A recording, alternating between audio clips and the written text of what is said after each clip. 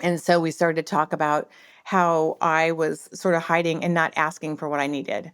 And so my whole mantra now is I need to give myself permission to show up, speak up, and be seen.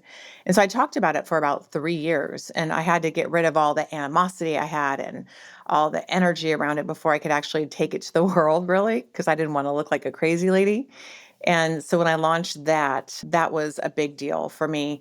And a lot of defining moments kind of came up to that because as someone who felt like they had imposter syndrome, who was comparing myself to Jack and Mark and different things like that, even though, again, I had a lot of success, I still created a story that it wasn't really my success. I was just sort of riding on the coattails of these guys, which was completely inaccurate.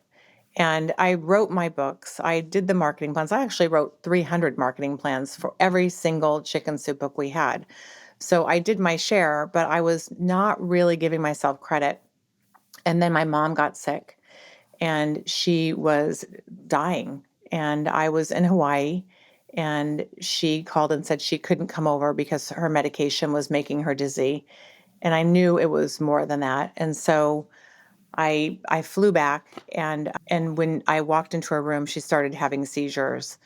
And I had actually planned this whole thing. I was so freaked out.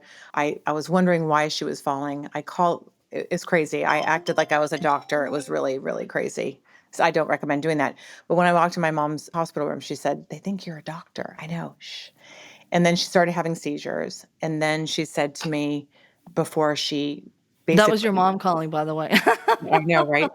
Sorry about that. But she said to me, Little sign. promise, she said, promise me that you won't hide behind those men. I did not raise a daughter to be invisible. Promise me that you will show up and be seen. And that's when Permission Granted really took off because that's what gave me that spark. What I would let myself down, but I would never, ever let my mom down. And Mm. so it was that really catapulted me into the next 5 years or so of really wanting to give women permission to show up. And so that's my underlying driver and my why for what I do today. I work with men too, but I know that women seem to internalize a lot more than men do and are looking more for approval, I think, than men. And maybe men are too, but they're just less vocal about it. Um, Mhm.